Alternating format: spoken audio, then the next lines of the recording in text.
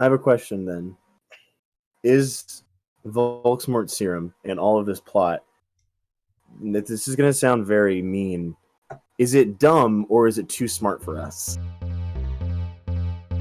Hello, and welcome to The Meat Hall.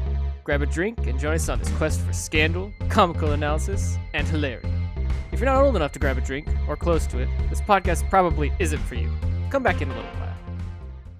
So, chapter 30, we're about to get into the plot.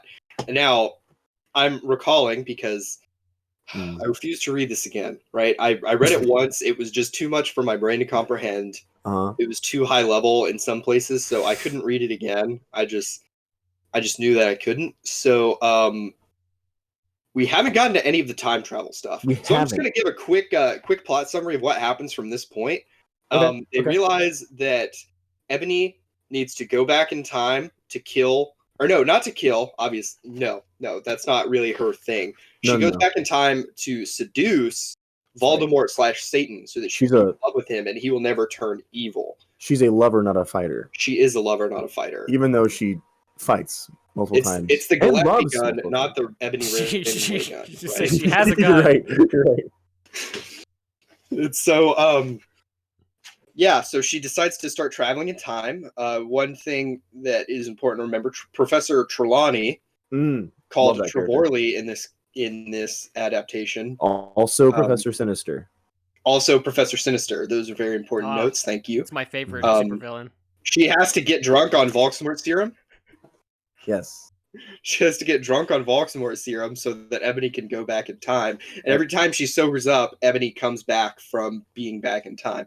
And actually, the plot of the rest of this is actually pretty good. Yes, Seth? I need you to describe for the audience and me, and also especially Joey, what the Volksmort serum is. Because I have a vague idea, and I know that she's doing a Gothic spelling of what is actually a thing in Harry Potter world. Also, what? She gets drunk on it, and that's how she goes back in time? Because it's very complicated. Because the first time she goes back in time, I remember this. I'm sure. They don't describe how. They don't describe how it happens. She just does. So I need you to describe what's Volksmort serum. It's supposed to be variety serum because she uses it to get Snape to tell the truth. But then, I can't remember if it's actually Trelawney getting drunk on it or if it's just someone has to be drinking it. Because I remember some of the times when she returns from being back in time, it's because somebody, like the Volksmort serum wore off, right? Mm-hmm. So I think she's kind of mixing her metaphors here, or her like plot devices, I guess. Not metaphors, because it kind of reminds me of like the pensive in book 6, you know, when he's like experiencing memories, but she's like returning in time. I have a question then.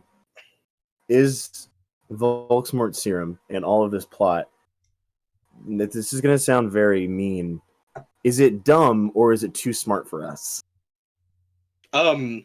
Just based on kind of what we've read so far, I'm always going to lean toward too smart for us. I think that the author is kind of dealing in things that, especially because she's writing in a different language, I think that... Audience, I wish you could see Joey's face when Ian said too smart for us, because Joey's eyebrows were like... So, I'm going to tell you guys, I don't have a lot of notes, but don't worry, because I'll be using my whole time, and we'll get to how here in a little bit. So we have in chapter 31 a deep cut reference to Lord of the Rings with the character Tom Bombadil. She meets Tom Bombadil, my favorite. She meets Tom Bombadil. Can't take him into an airport. The most powerful. Yeah, you can't take him into an airport. Oh, you can't. You can't take him into an airport, definitely, because he'll bring his wife the concept of nature with him. You know, she probably doesn't fly very well. No. Yeah, that's. It was Tom Bombadil. Although, don't worry, Joey, we got your joke. We got it. You're good. Don't worry. Ian was trying to make another Lord of the Rings reference. 32, chapter 32. Her author's note, however, says, "I said Stup Flamin. I know his name isn't Tom Bodil. Dat was a mistake." Mm-hmm. Also, fun note about Gothic, I think the ones after the exclamation points are to add emphasis. Oh, interesting. I assumed she was typo. I thought that she was a mistake. Not she. I thought that was a mistake. Well, she's fluent in this other language, so I imagine that there are very few, if any, typos or misspellings. Okay. So the ones, emphasis. So the more ones, more emphasis. Of course. I think so. They also might signal like mood or tone, but I would have to go back and look at some context. You have to count them. I'd have to count them. Yes, that's what I mean. Is like amount might signal mood and tone, but I think I'm gonna control F real quick. I'm gonna control F the number 1. Oh, my computer exploded. What a shame. Oh no. The raw emotion from the page is just gushing. Man. Yeah. It just started to scream. Oh wait, computer's coming back on. It's in the second half alone, there's 782 number 1s. Well, my guess was gonna be the amount of 1s in the story is how many times Raven gets interrupted during sex. Ooh, interesting. Also, that's not accurate, really, because there's some ones like in, chapter numbers and stuff, but still a lot of 1s there. And that's an interesting theory, Ian, because it does have support in the fact there are so many 1s when she's excited. Right. I'm having an orgasm, 111. I gasped, 111. Yeah, Draco was there 111 after she gasped. I mean, maybe she's excited, but in a sexual way, Oh, do you think it's always sexual, the 1s? I think that it's a very sexual language. It's a lover's language for sure. Yeah, it's very sexily, Then that was Seth leaving the room. Yes, podcast Seth. All right, good episode. All right, so chapter 36 is where I have a note about get it because she's gothic. Get it, lols, because she's gothic. Right.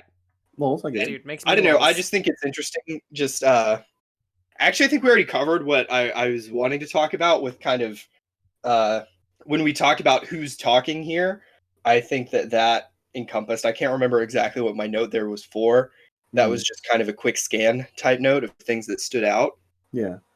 And then chapter 37 and chapter 38 are going to be kind of the biggest ones that I want to talk about with my time. Interesting. Can I point out that time travel doesn't come in until like the chapter 30s? Yes, which is really powerful because like that's the story. It's a time travel narrative.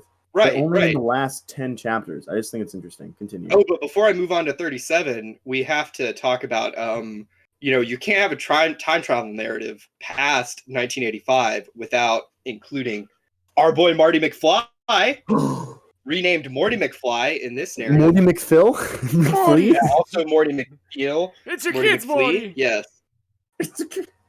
Which brings up the question. Yeah? What's your question? Say it. Are Justin Roiland and Dan Harmon My Immortal fans? Whoa. Interesting. Why where else would they have that? seen Morty McFly? Yeah. Right? Do you say it because Doc and Marty? Yeah. Is okay. Interesting. Rick and Morty was at first a little short. Justin Roiland wrote called Doc and Marty. And then he read My Immortal, and he realized he could call him Morty. Did he rip off Tara Gilesbe? Did Suit! Scumbag! Suit! Rip off Tara Gilesbe. Well, in season 5 Rick and Morty, if we see Gilesbe's gun, we'll know. We'll know. If there's just guns, we'll know. Exactly. With the amount of times that Morty just gets handed a gun for no reason, that's a lot. That's literally what happens in the first episode. Oh no, you're right. He gets handed a gun and he's like, just shoot him. Right. Guys, he totally stole My Immortal. Ripped off My Immortal. Justin think about Roiland. it. You hack. Gothic uses the word cum all the time. Justin Roiland loves talking about cum. I really thought you were just going to Justin Roiland loves cum. Love it. I thought that was going to be the sentence. But okay, now that we've plugged Morty McFly, Deus Ex Morty McFly, chapter 37. Yeah. Emphasis on Deus Ex, by the way. He just comes in. Right, yeah. No, back in Tim. It really is. Like I said, you can't have a time travel narrative past 1985 without Marty McFly, apparently. Exactly. So he's just kind of there in a very Gilesbe's Gun kind of way, because he shows up several times again through the narrative. Dude, I can't wait until we meet Huey, Louie, and the New. Huey, Louie, and the New. So we switch point of view in chapter 37. Yes. To Darko's point of view. I think it's interesting. This is the first time, because we've read from Draco's point of view before, but this time she makes it explicit. So why do you guys think that is? I have yet to come into this personally, because I've only read half of this story. That's news to me that it goes to Darko's point of view. Usually when I look at Miss Gilesbe's writing, I like to think that she's making choices. Don't laugh. I like to think she's making choices that are thought out, and it's art. And for some reason, switching to Darko's point of view in chapter 38, right, out of 44, guys, I'm being honest, it feels weak. I mean, because we've spent 37 chapters with Dementia Ravenway. Hours. And all of a sudden, hours of my life were devoted to Dementia Ravenway. And then Darko. I've given enough time to Darko. I've given enough time to his changing iris color, his wardrobe changes, his constant crying because it's so sex off. Like, right. I don't need to know what's going on in this guy's head. I only have enough attention and devotion to the story to pay it towards one character, and that character is the Queen of Darkness, Dementia Ravenway. Ebony to her friends. Enemy to her enemies. Yes. Yes. And Nabi to her close friends. What do you guys think about the point of view switch? I find it interesting. I think it's a way to show what's going on in the regular time while Ebony is working on seducing Satan / Voldemort. Mm-hmm. We kind of want to know what's going on, I think. Do we, though? I mean, because the action's following Ebony. It's followed her since the first chapter, and she's back in Tim seducing Satan. Right. So why do we need to know what's going on in modern time? I think it shows just like the multiple transitions in the type of storytelling and scenes that and the fluidity of characters' names and even the language, how fluid culture is now since post 18th century. Yeah. Interesting. Well, you're talking about fluidity, and again, I have to point out this is chapter 38 of 44. If she wanted to do this, do it before that. Game of Thrones, Song of Ice and Fire switches character between chapters, switches POVs between chapters, and that's set up in chapter 1. This is the point of view of this character, and I accept that. But then all of a sudden, 38. I mean, come on, Tara. I'll accept all your guns. I'll accept your code switching between Gothic and English, but I mean, like I'll say it, guys. I'm in love with Ebony. To take her away from me. Yes. Take her away from me and give me this crap, this emo goth bye man. I can't. Okay. That's my point of view. I'm sorry, I got a little heated. Yeah, you're like emo goth. Right. Bye, man. I know. Where's my big titty goth girlfriend? Right. Seth, I think you might want to restate that, but in Gothic, because it is truly the language of lovers. I need to read your book before I do that, because I will. Don't worry, it's coming. We're not grammatically University Press yet. It's C-winning. Okay. C-women. Yes, exactly. I wanted to say, speaking of ones, I think hear me out. I think 2 ones could be like an indignant questioning, because here she says, "How could they do that?" ! 1 in chapter 37 here. Mm-hmm. So I think that could be like an indignant, right? How could they do that? But it's still a question, right? It starts off with the word "how," so it's definitely a question, but it doesn't end with a question mark, right? And she doesn't do like exclamation point, question mark, exclamation point, right? So I think that the 1 is again just kind of that way of signaling that she's kind of confused. Maybe they're confused in the situation. They're like, "Hey, what's going on? I'm kind of angry though." Yeah, so I find that very interesting. It pops up again in the next paragraph. Actually, Professor Slughorn, but ooh, what's After he the doing here? ellipses. Which supposed to be a sigh, obviously. Right. It's been shown the whole time. Anyway. So chapter 39, I am a trolling genius, lols. So this is where another author takes over the story, hacks into Tara Gilesbe's account and writes their own part in the story. And they don't write it in Gothic. What does she crack? The passy. She cracks the passy. She does crack the passy. Poor Tara Gilesbe's passy has been cracked. It has been cracked, her passy. And I think, I'm not going to lie, Ian and Joey, this is the most sympathy I've felt for Tara Gilesbe. Because the passy was cracked. And what an interesting whiplash effect you get from going from reading, because all author's notes are written in Gothic, pure Gothic, and then the text itself is an odd mix of English and Gothic, which is hard to comprehend because Gothic itself is a combination of English and text language. But then all of a sudden, just go to modern English. Right. In the chapter 39, so many big changes are happening in this last half of the book. And while I said I don't like it, I do respect it because wow, you know, you don't see that playing into the fluidity of culture. Exactly. So fluid.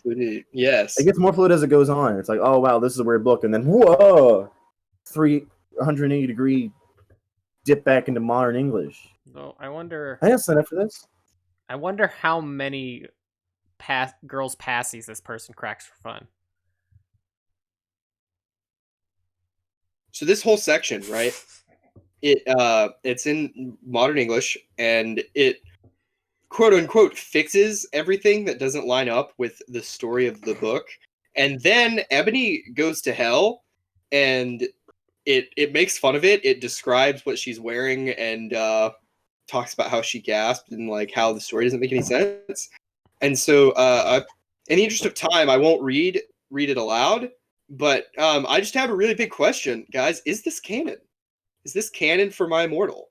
Because Tara left it in. I don't know. She didn't change it back or anything, and she just kind of goes on without really acknowledging it. So it's in the hardback, in it?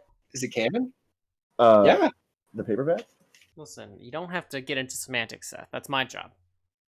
It's just the question of canon is interesting because usually think Star Wars and the books are not made they're extra, right? But the books are not inserted into the movies like how this book, like this chapter is just in there. And Tara didn't delete it. If and here's my theory, if someone did crack her passy and got in there and wrote a whole, is it just one chapter, Ian, or multiple chapters? I think it's it's just one chapter. Okay, if this master thief who just looks at a passy and it cracks, if they just get in there, right, one chapter and then dip, why didn't Terry delete it? And I think, this is bold of me, I have no support for this. I think I know where you're going. You're going with this? I don't think there's a second author. I think Tara wrote this chapter in modern English and is passing it off as some poser who cracked her passy. To get crazy, you're saying that you think that Tara is trolling all of us this whole time by writing My Immortal. Yeah. I think she's the troll. She's showing... I don't know where I'm going with this. Yeah, keep on going though. Right, she's showing that in posing a poser, how strange and dumb of a reason it is to be a poser. Right? The ridiculousness of it. Interesting. By taking it to its logical conclusion and its next step. Okay, so you're saying as a major Goff, Tara is posing as a poser. Right. To make fun of posers. Right. Okay. I have an interesting theory too. Audience, I need you to go on YouTube and find, what's the name of that video? It was the Raven and Tara talk about MCR. And then go down the rabbit hole for a second, audience, because you'll find a bunch of videos of Tara and Raven. And I want to point out something. I think, and this don't think less of me of this theory. Guys, I think Tara's a poser. Hold on now. I'm just saying, because there's some videos where she doesn't have makeup on. Well, okay, that's a little... Here we go, editor. Rotate the whole screen. This'll flip it on its head. Think about it. Think about it, though. Imagine you're a girl that doesn't fit in with the preps, and you see Goff kids, right? Right. You want to get in with some group, and you meet Raven, and Raven is, the Goff queen. So you pretend to be a Goff kid. You learn from her. Raven co-writes this. How much did she co-write? Is Raven half? Is she 60? Is she 70% of the story? It's Tara posing as a Goff author. And this is her coming out in chapter 38. Can she not handle it anymore? All right, Seth, I'll make you a deal. While I work on my analysis of the Gothic language, if you will write about where you're thinking this is coming from, yeah, I will believe. For now, I'm calling bullshit. Okay. But if you'll give me a good paper on it, I will take it very seriously. Interesting. I'll say this last point about her being a prep. Maybe prep stop flaming. She says it all the time. Every author's note, without fail, except for the one where the cracked passy, stop flaming my story, because she is flaming her own story. She is the prep. If they keep on flaming it, she's gonna get exposed. Then does it come from self-hate? Is she like, I'm flaming myself, stop flaming me? Is she... Maybe. And then if she is a poser, posing as a Goff out of self-hate, is she then Goff because of the self-hate? What does it mean to be a Goff? Possibly. What does this book mean about Goths? What does it mean to be a Goth? Maybe she is trying to show that she's above the whole thing, as that her fluidity between both, it doesn't matter which one she is. She's showing that it doesn't matter. Gosh. Guys, you shouldn't flame because it doesn't matter if she's a prep or if she's not, because it's all the same. Exactly. So, dude, when we first did this journey, I remember my first question was, who is Tara Gilesbe? I didn't ask, what is Tara Gilesbe? What is she? Is Tara Gilesbe not Raven, but instead Dumbledore? Because Dumbledore switches. He switches back and forth in the story between a prep and a Goff. Were we bamboozled by a self-insert character that wasn't a self-insert character? Is she Dumbledore? Holy shit. We just come on this is the biggest revelation this story has had in 10 years. I think this is the best book ever written. Honestly. I've come up with more questions for this than I have for a lot of other books I've read. Though on the other hand, if we're playing devil's advocate, we could be going real Freudian here and just picking out dicks that aren't there. That's true. Sometimes a cigar is just a cigar. Hey, Joey, that's all English majors do, man. That's all. It's all semiotics. It's all making bull crap. Have you heard? None of it's bull crap. You have to. None of it's bull crap. This is not bull crap. It could. No, the bull crap comes from the people that aren't the English majors that are doing English work. It's all analyzing. Case in point, this guy right here. Hey, you know what? You know what it says? Nowhere in this book does it say Tara is not a raptor. Like Parappa? No, like. Oh no, that's you guys the get that rapper. reference? Never mind. The dinosaur. The dinosaur. Yeah. You know that meme about Raptor Jesus? Raptor Jesus. Oh yes. Raptor. No? Jesus. Yeah, I've seen it. Yeah. No, in the Bible does it say that Jesus is not a raptor? It never says Jesus is not. Yes. Fair. It describes Raven all the time. Doesn't describe her claws. Her reptilian skin. You know, scales can be. They can be ivory. You know, they can be white. Yeah. I've seen fish. Ian, how many more notes do you have for the rest of the story? That was pretty much all of my notes, and I'd like to take the rest of my time to go ahead and get up on the hill I'm going to die on. Raven, Ebony, Dimension Raven Way is not a Mary Sue. Oh, shoot. Okay. It's not a Mary Sue. Is it why? Why is she not a Mary Sue? She's depressed. she struggles with her depression. Yeah. For one thing, the author just tells us, first of all, so all these people saying she's and not every character falls in love with her. I can name off the top of my head Professor McGoogle, Dumbledore. He's very knowledgeable. Professor Sinister. You just ask Professor McGoogle questions, and he's got the answer right there. Cornelius Fuck. Joey, I love your Arthur comedy. Weasley, Ginny Weasley. She doesn't even appear.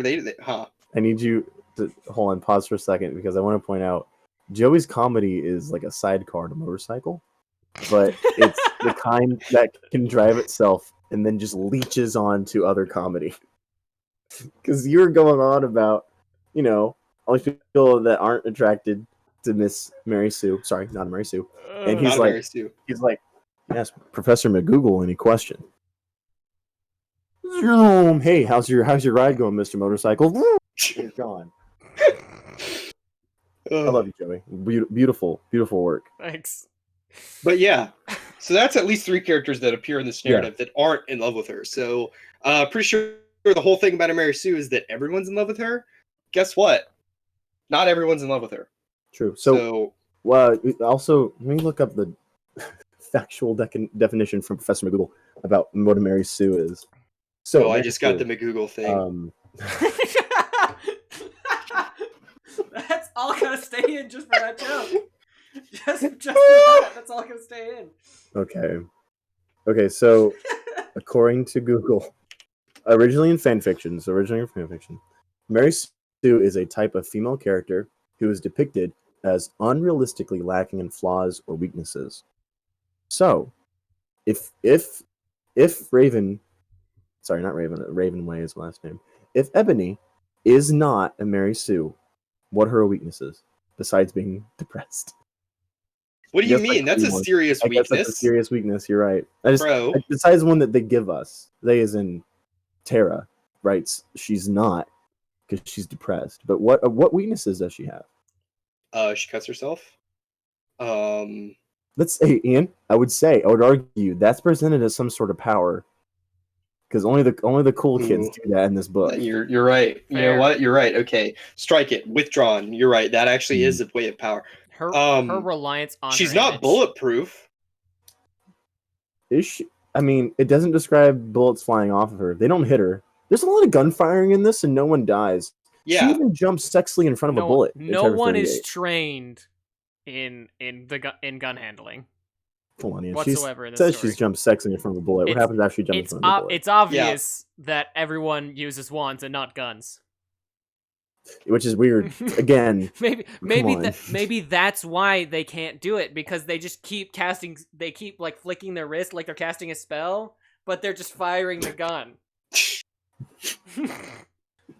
See, I can't control F anything in this story because it's all spelled in Gothic. It's all spelled wrong. Right. You need a Gothic. I mean, creative. Okay, so here we go. And then I jumped sexy in front of the bullet. No, 111, yelled everyone. But it was too late. Suddenly everything went black. Chapter 39. I'm a trolling genius. Oh, shoot! Ian, I didn't know this. Ebony dies, and the next chapter someone takes over. Is Ebony the author? Is Ebony writing her own story? Is she self-conscious? Shit. Is she a neural net learning processor learning computer? Is she Skynet? Holy shit, you heard it here first, folks. Is she writing her own story? Because she dies and then a new person takes over? Ebony's writing it and inserts Tara Gilesbe as Dumbledore into the story. And Tara goes on vacation. Yeah, so it says here, I, the American retail-wearing British vampire Sue, coughed up blood. Satan kneeled beside me. No, don't die. What? I gave him a rueful smile. I'm sorry. It's something I had to do. To fulfill my duty as the noble Gothic Mary Sue. Whoa. What? Satan sobbed. I love you, Ebony. I love you too. Number 2. I'll see you in hell, I mumbled, already finding my surroundings fading to black. Bloody Mary Smith suddenly popped into the room for no apparent reason. She frowned, then she realized the room was oddly quiet. At the sight of Ebony's lifeless body, she screamed. Her face became pale with horror. She screamed for the healers, Dumbledore and McGoogle. Okay, and every single gothic person she could think of. Suddenly, a glow started to surround the body of Ebony. Everyone stared in shock. Her body started to lift ever so slowly, and then, to everyone's shock, it started to incinerate. When everyone realized what was happening, they rushed over and tried to rescue the body, but it was too late. The Sioux became nothing more than a pile of ashes. This author is berating Ebony. Yeah, that was the section that I talked about. Yeah. Chapter 39. And oh my gosh. So now I've figured it out. All right, so we have timelines, right? We have time travel, which means that we have to introduce the idea of timelines. So this is an alternate timeline where Ebony dies and goes to hell, right? We're going with the Legend of Zelda ploy. Got it. Then, yes, exactly. Doing a lot of stuff here. And then Tara takes back over and writes where Ebony wakes up in the hospital and continues on with the narrative, right? So she's not bulletproof. She's affected by bullets. So she clearly has at least one important weakness. Okay, so she's mortal. And also, if she is unrealistically good at everything, what about our boy Harry Potter? Huh? If Ebony is a Mary Sue, I guess Harry Potter's a Mary Sue. Interesting point. Because you're right. I mean, what is Harry's biggest weakness is that he's an idiot and doesn't know stuff. Right. That's like he's the reason things also get told potentially to not immune to bullets. Potentially. Right. We haven't seen. We're not sure. You know what he is? You know what he is immune to, Ian? Technically, he's immune to the Avada Kedavra curse. That's true. His mother's love did save him. Yeah. And then somehow. Also, didn't Voldemort just kill the only part of him and Harry? Honestly, things got weird at the end. Yes. He was still protected by his mother's love, and he got to go to the afterlife and talk to Dumbledore and then come back and defeat Voldemort because the Horcrux was gone, because she realized she backed herself into a corner by making Harry a Horcrux. Ooh, interesting plot twist. But wait, how does he die but then not die? Oh, normal magic way? Nope. He's secretly the master of all death. I don't know. Yeah. And, well, he had the stone. He's secretly Jesus. Sorry, I can't defend this turf. Yeah. Man. Hey, you know who wrote Harry Potter? I like to think that there's no author. I like to think it just happened. It just exists. His father's the Force. What? Father is the Force. He was just given to us. Hot take. Yeah, hot take. I'll take Tara Gilesbe over J.K. Rowling any day. Whoa. Any day, man. Any day. Joey. Can I pick neither? None? You can. That's a valid choice. Is none an option? None. Yes. You can pick. You know, you can pick Joey. You can pick Little Sonic. That's fair. That's a good tease for the next episode. Probably. That's tease for the next episode when we'll be talking about something else and Little Sonic. Yes. And all right, since we're done analyzing this story, are we done? I think we just gotta wind down with a couple questions. Okay. Right? Mostly just one very hard hitting, long asked question for me. My first question from this story. My very first note. Right? Is fucking a vampire technically necrophilia? Because they're not dead. They're undead. Want to answer this question or let the audience answer it? I'm thinking. Yeah, you know, this is for everyone. They are undead. Dude, freaking... They have no blood, except when they cry tears of blood. Battle it out in the comments. Yeah, battle it in the comments. No. I'm excited to see what you think. Is it necrophilia? Ooh. Right. I have here a review of... Oh my gosh. Sorry, I have 2 reviews of the print copy of My Immortal. I don't think it's our edition that we have in person. This picture doesn't have the same cover, but I'm just gonna read this for everyone. You guys can read along too. I'm gonna control plus this sucker. Okay. From Brandon Frund, a student. This book has revolutionized my life. I feel as though this book has taught me more than any amount of schooling ever could. I no longer need to go to college due to the fact that I am now a supreme being above humankind and now have attained the sum of all human knowledge and beyond thanks to this book. And as a bonus, I can also summon demon spawn from hell and can lift any object using the sheer power of my mind. For those of you wondering, yes, I can do many other complex motions using my mind, including, but not limited to, playing Minecraft, picking my nose, picking other people's noses, and killing Satan himself. A large variety of skills and abilities thanks to the My Immortal. I will never forget what this book did for me, and do indeed recommend it. Another thing this book can do is cure any disease or sickness, including cancer. With incredible character development and storyline, I really felt the pain and struggle the characters felt. The lore behind each character's life and how they all came to meet in the world of Harry Potter is so incredibly emotional and truly encouraged me to do good things in my life. Now, I have donated trillions of dollars to charities thanks to this good and positive role model. I recommend all adults to play to play this, and if they have kids, they should let them read it too. Truly, a piece of literature above all else, and a divine gift to all of humanity, sent from God himself. How can you argue? How can you argue with what this is my point. This book has transcended a book. Yes. It's touched so many people. And the reason I started laughing is the comment below is written in Gothic. Yes. Hey, send that to me so I can use it in my book. So I can... Yeah. Since we've brought out reviews, I think we Mhm. might all give it a pseudo review. Art or trash.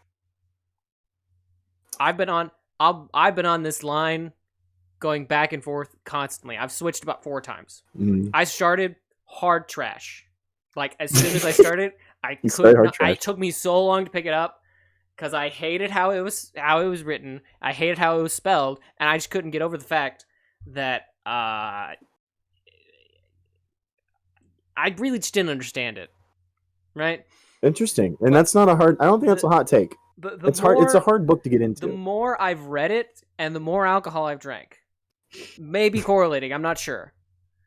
Right. But the more I've appreciated this book, I'm gonna have to go with art. I'd give it 2 mead bottles. Okay. Out of how many mead bottles? Out of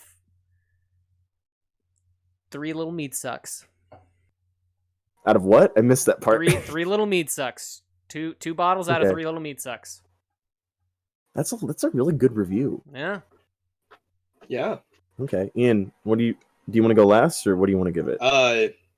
I'll go now. I'm hard art all the way. I think I thought it was art from the beginning. I think, anybody who sets out to create something, right? That's good. We always support that. I think that there are some interesting problems with the plot, but interesting overall, a lot of the problems are due to the fact that it is written in a different language, and that gives a lot of difficulty in reading it.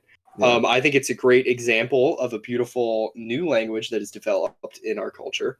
So yeah, I'm definitely on the side of art with this one. It's got some very, very high level narrative devices and understand, very high level ways of sorry, I'm being distracted by the picture Seth has just put up on his screen of Vampire and Darko in their full My Immortal garb with red eyes and everything. I don't want to see that. And everything, you just described it perfectly, and everything. But overall, I would go with very high level literature art. Man, he can pull out literature. Wow. Yeah. No. My rating is of course art, but I want to defend this. It's not just art because it's good. You know what I mean? It's right. art. I'd argue it's art because it's not good. I was gonna say it's art because it fails. I think I think this story is more than just the ink on the page. There's an arc here of a girl trying her best, succeeding, and ultimately failing. I think this is the best example of a fallen hero. At the end, the point of view switch, the fact that your passy got cracked, someone took over. Yep. I feel like Allegedly. I'm sorry, just look at this picture of Harry Potter. Audience, he's shooting a spell and he has like a teardrop tattoo, but and this one too. What the hell? Okay, basically, if you haven't read My Immortal yet, you're a prep, and we put our middle fingers up at you. 10 out of 10. All right, are we doing 3? Are we doing 3 mead bottles? Is that our rating system? I don't know. I just gave it 2 different numbers. Did that? Cool. Okay, I'm gonna give it a 10 out of 10. Highly recommended. Oh shoot, this one's really good. Oh, all right. We've got the 3 art stamp. Yeah, shoot, we of course will not rate it on a scale from best to worst because that will get out of hand. From what we've seen. But this one is the Mead Hall's art approved. 3 full stamps. Do the stamp sound effect. Like on the hollow desk of the stamp, like boom. Yeah, Joey, approved. Contact the editor. Tell the editor to boom. Yeah, right boom. Make sure it echoes all through this though. So it's like when it keeps on going. Yeah, I'm just gonna keep all this in, and I'm just gonna do it every time we say boom. Yeah. If we ever trash something, it should be boom and then a wah wah sound. Yes. Well, there you have it.